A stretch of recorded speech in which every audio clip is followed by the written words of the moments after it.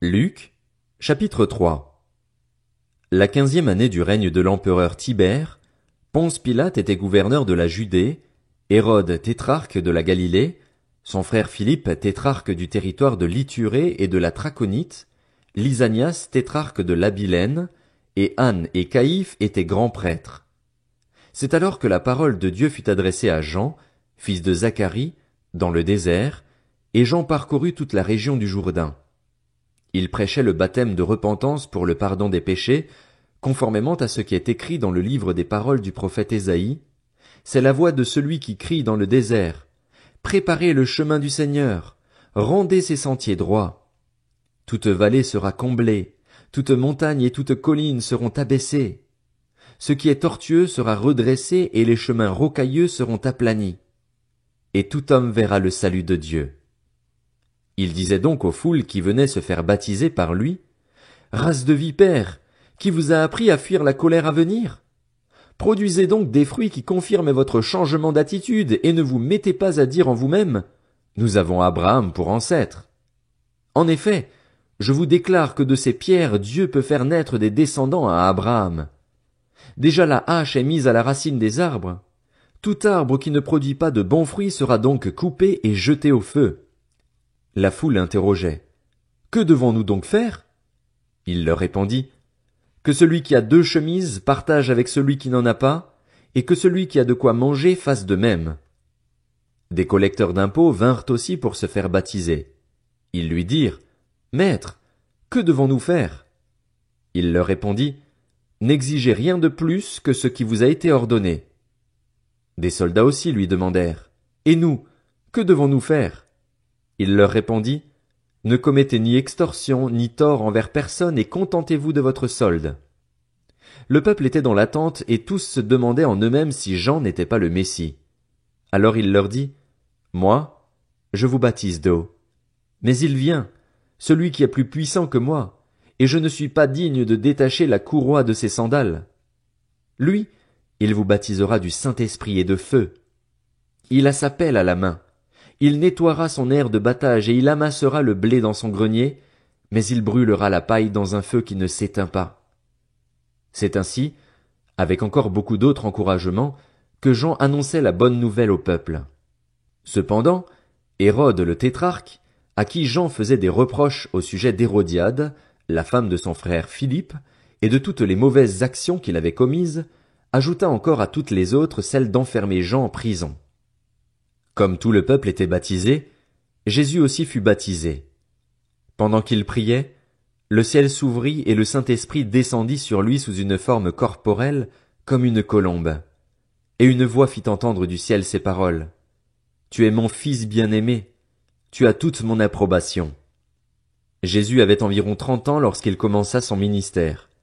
Il était, comme on le croyait, fils de Joseph, fils d'Élie, fils de Mathat, fils de Lévi, fils de Melchi, fils de Janaï, fils de Joseph, fils de Mattathias, fils d'Amos, fils de Nahum, fils d'Esli, fils de Nagaï, fils de Mahat, fils de Mattathias, fils de Séméi, fils de Josèche, fils de Joda, fils de Johanan, fils de Réza, fils de Zorobabel, fils de Shealtiel, fils de Néri, fils de Melchi, fils d'Addi, fils de Kosam, fils d'Elmadam, fils d'Er, fils de Josès, fils d'Eliézer, fils de Jorim, fils de Mathat, fils de Lévi, fils de Siméon, fils de Juda, fils de Joseph, fils de Jonam,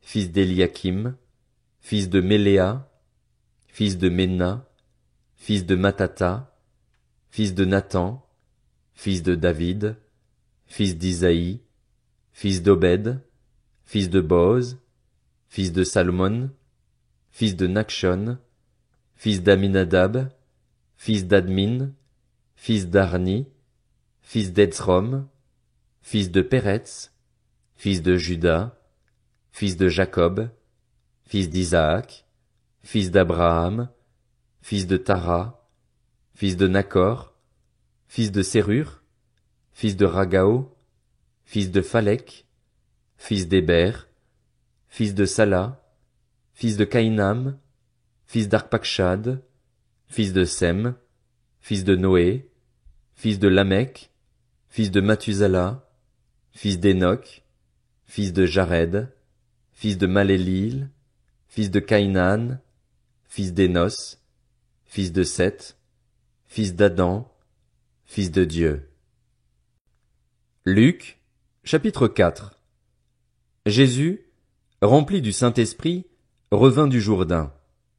Il fut conduit par l'Esprit dans le désert où il fut tenté par le diable pendant 40 jours. Il ne mangea rien durant ces jours-là et, quand cette période fut passée, il eut faim. Le diable lui dit, « Si tu es le Fils de Dieu, ordonne à cette pierre de devenir du pain. » Jésus lui répondit, « Il est écrit, l'homme ne vivra pas de pain seulement, mais de toute parole de Dieu. » Le diable l'emmena plus haut, sur une haute montagne, et lui montra en un instant tous les royaumes de la terre. Puis il lui dit, « Je te donnerai toute cette puissance et la gloire de ces royaumes, car elle m'a été donnée, et je la donne à qui je veux. Si donc tu te prosternes devant moi, elle sera toute à toi. » Jésus lui répondit, « Retire-toi, Satan. En effet, il est écrit, c'est le Seigneur, ton Dieu, que tu adoreras et c'est lui seul que tu serviras. » Le diable le conduisit encore à Jérusalem, le plaça au sommet du temple et lui dit, « Si tu es le Fils de Dieu, jette-toi d'ici en bas, car il est écrit, il donnera, à ton sujet, ordre à ses anges de te garder, et ils te porteront sur les mains, de peur que ton pied ne heurte une pierre. » Jésus lui répondit, « Il est dit, tu ne provoqueras pas le Seigneur, ton Dieu. » Après l'avoir tenté de toutes ses manières, le diable s'éloigna de lui jusqu'à un moment favorable. Jésus, revêtu de la puissance de l'Esprit, retourna en Galilée, et sa réputation gagna toute la région. Il enseignait dans les synagogues et tous lui rendaient gloire. Jésus se rendit à Nazareth où il avait été élevé et, conformément à son habitude, il entra dans la synagogue le jour du sabbat. Il se leva pour faire la lecture, et on lui remit le livre du prophète Ésaïe. Il le déroula et trouva l'endroit où il était écrit « L'Esprit du Seigneur est sur moi, parce qu'il m'a consacré par onction pour annoncer la bonne nouvelle aux pauvres. Il m'a envoyé pour guérir ceux qui ont le cœur brisé, pour proclamer aux prisonniers la délivrance et aux aveugles le recouvrement de la vue, pour renvoyer libres les opprimés, pour proclamer une année de grâce du Seigneur. » Ensuite, il roula le livre, le remit au serviteur et s'assit. Tous ceux qui se trouvaient dans la synagogue avaient les regards fixés sur lui.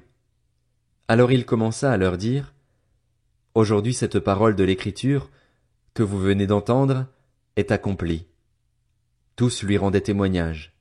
Ils étaient étonnés des paroles de grâce qui sortaient de sa bouche et ils disaient, « N'est-ce pas le fils de Joseph ?» Jésus leur dit, « Vous allez sans doute me citer ce proverbe, « Médecin, guéris-toi toi-même. » Et vous me direz, « Fais ici, dans ta patrie, tout ce que, à ce que nous avons appris, tu as fait à Capernaüm. » Il leur dit encore, « Je vous le dis en vérité, aucun prophète n'est bien accueilli dans sa patrie. Je vous le déclare en toute vérité, il y avait de nombreuses veuves en Israël à l'époque d'Élie, lorsque le ciel a été fermé 3 ans et 6 mois et qu'il y a eu une grande famine dans tout le pays. Cependant, Élie n'a été envoyé vers aucune d'elles, mais seulement vers une veuve de Sarepta, dans le pays de Sidon. Il y avait aussi de nombreux lépreux en Israël à l'époque du prophète Élisée, et cependant aucun d'eux n'a été purifié, mais seulement Naaman le Syrien. Ils furent tous remplis de colère dans la synagogue, lorsqu'ils entendirent ces paroles. Ils se levèrent, le chassèrent de la ville et le menèrent jusqu'à un escarpement de la montagne sur laquelle leur ville était construite, afin de le précipiter dans le vide. Mais Jésus passa au milieu d'eux et s'en alla. Il descendit à Capernaüm, ville de la Galilée, et il les enseignait le jour du sabbat. On était frappé par son enseignement, car il parlait avec autorité. Dans la synagogue se trouvait un homme qui avait un esprit démoniaque impur. Il s'écria d'une voix forte, « Ah! Que nous veux-tu, Jésus de Nazareth?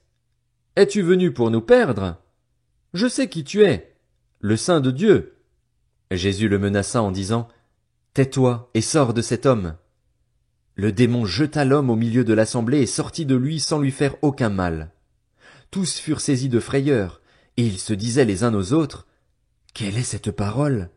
Il commande avec autorité et puissance aux esprits impurs, et ils sortent. Et sa réputation gagna toute la région. En sortant de la synagogue, il se rendit à la maison de Simon. La belle-mère de Simon avait une forte fièvre et on lui demanda d'intervenir en sa faveur. Il se pencha sur elle, menaça la fièvre, et la fièvre la quitta. Elle se leva immédiatement et se mit à les servir. Au coucher du soleil, tous ceux qui avaient des malades atteints de diverses maladies les lui amenèrent. Il guérit chacun d'eux en posant les mains sur lui. Des démons aussi sortirent de beaucoup de personnes en criant et en disant, Tu es le Messie, le Fils de Dieu. Mais il les reprenait sévèrement et ne leur permettait pas de parler, parce qu'ils savaient qu'il était le Messie. Quand il fit jour, il sortit et se retira dans un endroit désert. Une foule de gens se mirent à sa recherche et arrivèrent jusqu'à lui. Ils voulaient le retenir afin qu'il ne les quitte pas, mais il leur dit, Il faut aussi que j'annonce aux autres villes la bonne nouvelle du royaume de Dieu, car c'est pour cela que j'ai été envoyé. Et il prêchait dans les synagogues de la Galilée. Luc, chapitre 5. Un jour, Jésus se trouvait au bord du lac de Génézareth et la foule se pressait autour de lui pour entendre la parole de Dieu. Il vit au bord du lac 2 barques, les pêcheurs en étaient descendus pour laver leurs filets. Il monta dans l'une de ces barques, qui appartenait à Simon, et il le pria de s'éloigner un peu du rivage. Puis il s'assit, et de la barque il enseignait la foule. Quand il eut fini de parler, il dit à Simon, Avance là où l'eau est profonde et jetez vos filets pour pêcher. Simon lui répondit, Maître, nous avons travaillé toute la nuit sans rien prendre. Mais sur ta parole, je jetterai les filets. Ils les jetèrent et prirent une grande quantité de poissons, et leurs filets se déchiraient. Ils firent signe à leurs compagnons qui étaient dans l'autre barque de venir les aider. Ils vinrent et remplirent les 2 barques, au point qu'elles s'enfonçaient. Quand il vit cela, Simon-Pierre tomba aux genoux de Jésus et dit, Seigneur, éloigne-toi de moi, parce que je suis un homme pécheur. En effet, lui et tous ceux qui étaient avec lui étaient remplis de frayeur à cause de la pêche qu'ils avaient faite. Il en allait de même pour Jacques et Jean, les fils de Zébédée, les associés de Simon. Jésus dit à Simon, N'aie pas peur, désormais tu seras pêcheur d'hommes. Alors ils ramenèrent les barques à terre, laissèrent tout et le suivirent. Alors que Jésus était dans une des villes, un homme couvert de lèpre le vit, tomba le visage contre terre et lui adressa cette prière. Seigneur, si tu le veux, tu peux me rendre pur. Jésus tendit la main, le toucha et dit, Je le veux, sois pur. Aussitôt la lèpre le quitta. Puis Jésus lui ordonna de n'en parler à personne. Mais, dit-il, va te montrer aux prêtres et offre pour ta purification ce que Moïse a prescrit, afin que cela leur serve de témoignage.